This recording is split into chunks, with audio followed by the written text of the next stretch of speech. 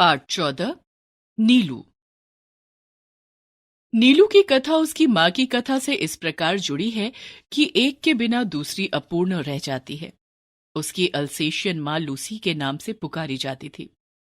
हिरनी के समान वेगवती, सांचे में ढली हुई देह, जिसमें व्यर्थ कहने के लिए एक तोला मांस भी नहीं था। ऊपर काला आभास देने वाले भूरे पीताभ रोम, बुद्धिमानी का पता देने वाली काली पर छोटी आंखें, सजग खड़े कान और सघन रोएदार तथा पिछले पैरों के टखनों तक छूने वाली लंबी पूंछ, सब कुछ उसे राजसी विशेषता देते थे। थी भी वह सामान्य कुत्तों से भिन्न। अल्सेशियन कुत्ता एक ही स्वामी को स्वीकार करता है। यदि परिस्थितियों के कारण एक व्यक्ति का स्वामित्व उसे सुलभ नहीं होता, तो वह सबके साथ सहचर जैसा आचरण करने लगता है। दूसरे शब्दों में, आदेश किसी का नहीं मानता, परंतु स्नेहपूर्ण अनुरोध की रक्षा में तत्पर रहता है। लूसी की स्थिति भी स्वच्छंद सहचरी के समान हो गई थी। उत्तरायण से जो पगडंडी दो पहाड़ियों के बीच से मोटर मार्ग तक जाती थी, उसके अंत में एक ही दुकान थी जिसमें आवश्यक खाद्य सामग्री प्राप्त हो सकती थी। शीतकाल में यह मार्ग बर्फ से भर जाता था। तब दुकान तक पहुंचने में असमर्थ उत्तरायण के निवासी लूसी के गले में रुपए और सामग्री की सूची के साथ एक बड़ा अंगोछा या चादर बांधकर उससे सामान लाने का अनुरोध करते थे। वंश परंपरा से बर्फ में मार्ग बना लेने की सहज चेतना के कारण वह सारे व्यवधान पार कर दुकान तक पहुंच जाती। दुकानदार उसके गले से कपड़ा खोलकर रुपए, सूची आदि लेने के उपरांत सामान की गठरी उसके गले या पीठ से बांध देता और लूसी सारे बोझ के साथ बर्फीला मार्ग पार करती हुई सकुशल लौट आती। किसी किसी दिन उसे कई बार आना जाना पड़ता था। कभी चीनी मंगवाई और चाय रह गई, कभी आटा याद रहा और आलू भूल गए। पर लूसी को मंगवाने वालों के भुलक्कड़पन से कभी कोई शिकायत नहीं रही। गले में कपड़ा बांधते ही वह तीर की तरह दुकान की ओर चल देती। उसकी तत्परता के कारण मंगाने वालों में भूलने की प्रवृत्ति बढ़ती ही थी। एक दिन अधिक ऊंचाई पर बसे किसी पर्वतीय ग्राम से भटकता हुआ एक भूटिया कुत्ता दुकान पर आ गया और लूसी से उसकी मैत्री हो गई। उन दोनों की आकृति की वही भिन्नता थी जो एक तराशी हुई सुडौल मूर्ति और अनगढ़ शिलाखंड में होती है। पर दुर्दिन के साथी होने के कारण वे सहचर हो गए। उन्हीं सर्दियों में लूसी ने 2 बच्चों को जन्म देकर अपनी वंश वृद्धि की, किंतु उनमें से एक तो शीत के कारण मर गया और दूसरा अपनी ही जीवन ऊष्मा के बल पर उस ठिठुराने वाले परिवेश से जूझने लगा। शीत ऋतु में लकड़बग्घे प्रायः ऊंचे पर्वतीय अंचल से नीचे उतर आते हैं और बर्फ में भटकते हुए मिल जाते हैं। वैसे तो वह हिंसक जीव कुत्ते से कुछ ही बड़ा होता है, परंतु कुत्ता इसका प्रिय खाद्य होता है। सामान्य कुत्ते तो लकड़बग्घे को देखते ही स्तब्ध और निर्जीव हो जाते हैं, अतः उन्हें घसीट ले जाने में उसे कोई प्रयास नहीं करना पड़ता। असामान्य भूटिये या अल्सेशियन कुत्ते उससे संघर्ष अवश्य करते हैं, परंतु अंततः पराजित ही होते हैं। 4-5 दिन के बच्चे को छोड़कर लूसी फिर दुकान पर आने जाने लगी थी। एक संध्या के झुटपुटे में लूसी ऐसी गई कि फिर लौट ही न सकी। बर्फ के दिनों में सांझ से ही सघन अंधकार घिर आता है और हवा ऐसी तुषार बोझिल हो जाती है कि गंध भी वहन नहीं कर पाती। इसी से प्रायः शीतकाल में घ्राण शक्ति के कुछ कुंठित हो जाने के कारण कुत्ते लकड़बग्घों के आने की गंध पाने में असमर्थ रहते हैं और उसके अनायास आहार बन जाते हैं। सवेरे बर्फ पर कई छोटे छोटे पंजों के तथा आगे पीछे घसीटने के चिन्ह देखकर निश्चय हो गया कि लूसी ने बहुत संघर्ष के उपरांत ही प्राण दिए होंगे। बर्फ पर रक्त के धब्बे ऐसे लगते थे मानो किसी बालक की ड्राइंग पुस्तिका के सफेद पृष्ठ पर लाल स्याही की दवात उलट गई हो। लूसी के लिए सभी रोए, परंतु जिसे सबसे अधिक रोना चाहिए था वह बच्चा तो कुछ जानता ही न था। एक दिन पहले उसकी आंखें खुली थीं, अतः मां से अधिक वह दूध के अभाव में शोर मचाने लगा। दुग्ध चूर्ण से दूध बनाकर उसे पिलाया, पर रजाई में वह मां के पेट की उष्णता खोजता और ना पाने पर रोता चिल्लाता रहा। अंत में हमने उसे कोमल ऊन और अधबुने स्वेटर की डलिया में रख दिया, जहां वह मां के सामीप्य सुख के भ्रम में सो गया। डलिया में वह ऊन की गेंद जैसा ही लगता था। आते समय उसे अपने साथ लेकर आना पड़ा। बड़े होने पर देखा कि वह अपनी मां के समान ही विशिष्ट है। वह न अल्सेशियन था न भूटिया। रोमों के भूरे, पीले और काले रंगों के सम्मिश्रण से जो रंग बना था, वह एक विशेष प्रकार का धूप छाई हो गया था। धूप पड़ने पर एक की झलक मिलती थी, छाह में दूसरे की और दिए के उजाले में तीसरे की। कानों की चौड़ाई और नुकीलेपन में भी कुछ नवीनता थी। सिर ऊपर की ओर, अन्य कुत्तों से बड़ा और चौड़ा था। पूंछ अल्सेशियन कुत्तों की पूंछ के समान सघन रोमों से युक्त, पर ऊपर की ओर मुड़ी कुंडलीदार थी। पैर अल्सेशियन कुत्तों के पैरों के समान लंबे, पर पंजे भूटिये के समान मजबूत, चौड़े और मुड़े हुए नाखूनों से युक्त थे। आंखें न काली थी, न भूरी और न कंजी। उन गोल और काली कोर वाली आंखों का रंग शहद के रंग के समान था, जो धूप में तरल सुनहला हो जाता था और छाया में जमे हुए मधु सा पारदर्शी लगता था। आकृति की विशेषता के साथ उसके बल और स्वभाव में भी विशेषता थी। वह ऊंची दीवार को भी एक छलांग में पार कर लेता था। गले का स्वर इतना भारी, मंद और गूंजने वाला था कि रात्रि में उसका एक बार भौंकना भी वातावरण की स्तब्धता को कंपित कर देता था।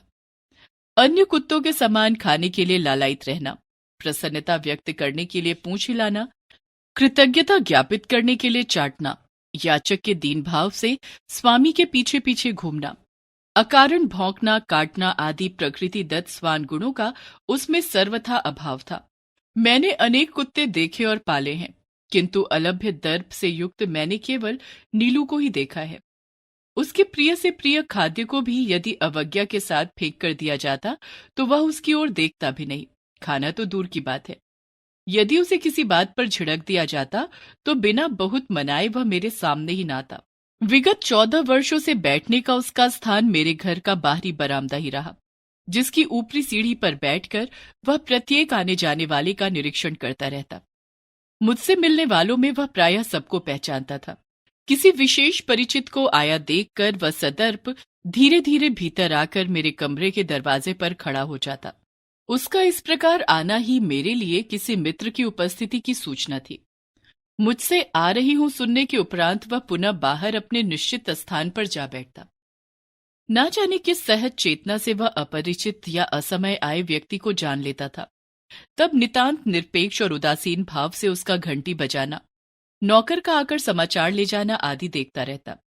कुत्ते भाषा नहीं जानते, ध्वनि पहचानते हैं। नीलू का ध्वनि ज्ञान इतना विस्तृत और गहरा था कि उससे कुछ कहना भाषा जानने वाले मनुष्य से बात करने के समान हो जाता था। बाहर या रास्ते में घूमते हुए यदि कोई उसे कह देता, गुरुजी तुम्हें ढूंढ रही थी नीलू, तो वह विद्युत गति से 4 दीवारी कूदकर मेरे कमरे में सामने आदेश की प्रतीक्षा में आकर खड़ा हो जाता। फिर कोई काम नहीं है, जाओ कहने के पहले वह मूर्तिवत एक स्थिति में ही खड़ा रह जाता। कभी कभी मैं किसी कार्य में व्यस्त होने के कारण उसकी उपस्थिति जान ही नहीं पाती और उसे बहुत समय तक बिना हिले डुले खड़ा रहना पड़ता। हिंसक और क्रोधीय भूटिये बाप और आखेट प्रिय अल्सेशियन मां से जन्म पाकर भी उसमें हिंसा की प्रवृत्ति का कोई चिन्ह नहीं था। 14 वर्ष के दीर्घ जीवन में भी उसे किसी पशु पक्षी पर झपटते या मारते नहीं देखा गया। उसका स्वभाव मेरे लिए ही नहीं, सभी देखने वालों के लिए आश्चर्य की घटना थी। मेरे बंगले के रोशनदानों में गौरैया प्रायः तिनकों से घोंसला बना लेती हैं। मुझे उनके परिश्रम पूर्वक बनाए हुए घोंसले उजाड़ना अच्छा नहीं लगता, अतः कालांतर में उनमें अंडों और पक्षी शावकों की सृष्टि बस जाती। कुछ कुछ अंकुर जैसे पंख निकलते ही वे पक्षी शावक उड़ने के असफल प्रयास में रोशनदानों से नीचे गिरने लगते। इन दिनों नीलू उनके सतर्क पहरेदार का कर्तव्य संभाल लेता था। उसके भय से कोई भी अन्य कुत्ता बिल्ली उन नादान उड़ने गिरने वालों को हानि पहुंचाने का साहस नहीं कर पाता था। कभी कभी बहुत छोटे पक्षी शावकों को पुनः घोंसले में रखवाने के लिए वह उन्हें हौले से मुख में दबाकर मेरे पास ले आता था। जब तक रोशनदान में सीढ़ी लगवाकर मैं उस बच्चे को घोंसले में पहुंचाने की व्यवस्था न कर लेती, तब तक वह या तो बड़ी कोमलता से उसे मुंह में दबाए खड़ा रहता या मेरे हाथ में देकर प्रतीक्षा की मुद्रा में देखता रहता। सवेरे नियमानुसार जब मैं मोर, खरगोश आदि को दाना देने निकलती, तब वह चाहे जाड़ा हो चाहे बरसात मुझे दरवाजे पर ही मिलता। और मेरे साथ साथ घूमता। पक्षियों के कक्ष में 2 फुट ऊंची दीवार पर जाली लगी हुई थी। नीलू दीवार पर दोनों पंजे रखकर खड़ा हो जाता और अपनी गोल आंखें घुमाकर मानो प्रत्येक कक्ष और उसमें रहने वालों का निरीक्षण करता रहता। उसके इस नियम में भी व्यतिक्रम नहीं पड़ा। उसका रात का कर्तव्य भी स्वेच्छा स्वीकृत और निश्चित था। सबके सो जाने पर वह गर्मियों में बाहर लॉन पर और सर्दियों में बरामदे में तख्त पर बैठकर पहरेदारी का कार्य करता। रात में कई कई बार वह पूरे घेरा यानी कंपाउंड का और पशु पक्षियों के घर का चक्कर लगाता रहता। रात चाहे उजली हो, चाहे बादल गरज रहे हो, चाहे आंधी चल रही हो, उसके चक्कर को विराम नहीं था। रात के सन्नाटे में उसके मंद गंभीर स्वर से ही हम अनुमान लगा पाते थे कि वह किस कोने में पहरा दे रहा है। खरगोश धरती के भीतर सुरंग जैसे लंबे और दोनों ओर द्वार वाले बिल खोद लेते हैं। एक रात मेरे खरगोश बिल खोदते खोदते पड़ोस के दूसरे घेरा यानी कंपाउंड में जा निकले और उनमें से कई जो इस अभियान में अगुआ थे जंगली बिल्ले द्वारा शत विशत कर दिए गए। किंतु सौभाग्य से पहरे के नित्य क्रम में घूमते हुए नीलू ने संभवतः पत्तियों की सरसराहट से सजग होकर चार दीवारी के पार देखा और शीत की रात की मलिन चांदनी में उसने खरगोशों के संकट को पहचान लिया। उसके कूदकर दूसरी ओर पहुंचते ही बिल्ला तो भाग गया, परंतु खरगोशों को बाहर निकलने से रोकने के लिए वह रात भर ओस से भीगता हुआ सुरंग के द्वार पर खड़ा रहा। यह परोपकार नीलू के लिए बहुत महंगा पड़ा, क्योंकि उसे सर्दी लगने से निमोनिया हो गया और कई दिनों तक इंजेक्शन दवा आदि का कष्ट झेलना पड़ा। वैसे वह शांत भाव से कड़वी दवा भी पी लेता था और सुई भी लगवा लेता था। एक बार जब मोटर दुर्घटना में आहत हो मुझे मार्ग से ही अस्पताल जाना पड़ा। तब संध्या तक मेरी प्रतीक्षा करके और कपड़े, चादर, कंबल आदि सामान अस्पताल ले जाने वालों की हड़बड़ी देखकर उसकी सहज चेतना ने किसी अनिष्ट का आभास पा लिया। जो भी उस संध्या को मेरे बंगले पर पहुंचा वह नीलू की विषादमयी निश्चेष्ट मुद्रा देखकर विस्मित हुए बिना नहीं रहा। जब 3 दिनों तक उसने न कुछ खाया न पिया, तब डॉक्टर से अनुमति लेकर उसे अस्पताल लाया गया। पट्टियों के घटाटोप में मुझे अच्छी तरह देखने के लिए वह पलंग के चारों ओर घूमने लगा और फिर आश्वस्त होकर प्रहरी की चिर परिचित मुद्रा में मेरे पलंग के नीचे बैठा। 2 घंटे बाद बहुत समझाने पुचकारने के उपरांत ही उसे घर पहुंचाया जा सका। तब से हर दूसरे दिन अस्पताल न ले जाने पर वह अनशन आरंभ कर देता। इस प्रकार अस्पताल में भी वह नियमित रूप से आने वालों में गिना जाने लगा और डॉक्टर, नर्सें सब उससे परिचित हो गए। नीलू को 14 वर्ष का जीवन मिला और जन्म से मृत्यु के क्षण तक वह मेरे पास ही रहा। अतः उससे संबद्ध घटनाओं और संस्मरणों की संख्या बहुत अधिक है। कुत्तों में वह केवल कजली के सामीप्य से ही प्रसन्न रहता था, परंतु कजली और बादल एक क्षण के लिए भी एक दूसरे से अलग नहीं रह सकते थे। परिणामतः नीलू बेचारा एकाकी ही रहा। जीवन के समान उसकी मृत्यु भी दैन्य से रहित थी। कुत्ते की मौत मरना कहावत है, परंतु यदि नीलू के समान शांत निर्लिप्त भाव से कोई मृत्यु का सामना कर सके तो ऐसी मृत्यु मनुष्य को भी काम्य होगी। महादेवी वर्मा।